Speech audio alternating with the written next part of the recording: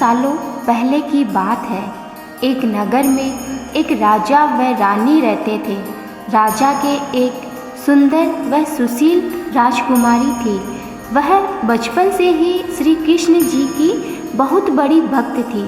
वह दिन रात श्री कृष्ण की भक्ति में लीन रहती और उनके गीत गाया करती थी। वह जब बड़ी हुई तो राजा ने एक सुंदर व होनहार राजकुमार से उसका विवाह बहुत धूमधाम से किया।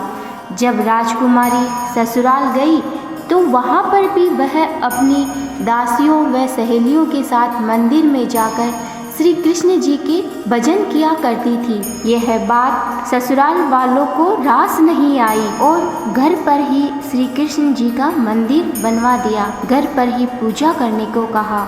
उसका घर से निकलना बंद कर दिया। जब राजकुमार किसी विशेष कार्य से कुछ दिनों के लिए बाहर गया तो बहू की पूजा पाठ भी बंद करवा दी और वह श्री कृष्ण जी की भक्ति ना कर सके, इसके लिए उस पर महल का सारा काम डाल दिया। काम करते करते उसके हाथों में छाले व नंगे पैरों से चलने के कारण पैरों में फफोले हो गए। उसका हाल बेहाल हो गया। एक दिन जब उसे महल के सारे बर्तन मांजने को कहा तो वह काम करते करते बेहोश हो गई। श्री कृष्ण जी आए, चक्र घुमाया और सारा काम निपटा दिया।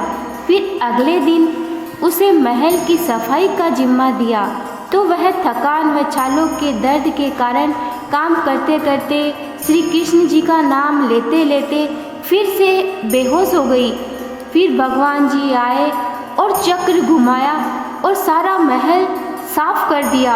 महल हीरे मोती से जगमग करने लगा। चमत्कार देख राजा व रानी ने उसे मारने की सोची। उसने भोजन में जहर मिला दिया और उसे खाने को दे दिया। जैसे ही वह भोजन करने लगी उसका पति आ गया और कहने लगा उसे भी बहुत भूख लग रही है और उसके साथ खाना खाने बैठ गया।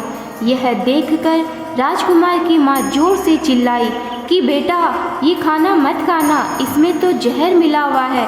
मैंने बहू के खाने में जहर मिलाया था। कुमार यह सुनकर उसकी पत्नी की ओर देखा, उसका हाल देखा और सब कुछ समझ गया और अपनी पत्नी को अपने साथ हमेशा के लिए महल छोड़कर चलने को कहा। तब राजकुमारी ने हंसते हुए कहा, माँ मजाक कर रही है, इस खाने में कोई जहर नहीं है।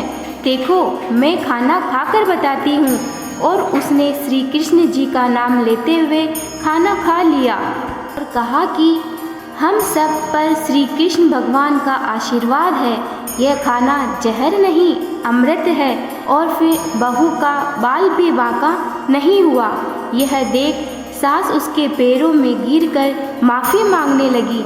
बहू संस्कारी होने के कारण कहा कि आप तो मेरी माँ समान हैं, आपकी जगह तो मेरे दिल में है। ऐसा सुनकर बहू को गले से लगा लिया और राजा ने राजपद त्याग कर राजकुमार व बहू को गद्दी पर बैठा दिया और खुद कृष्ण भक्ति हेतु नगर में एक भव्य कृष्ण मंदिर बनवाया और पूजा पाठ में लीन रहने लगे।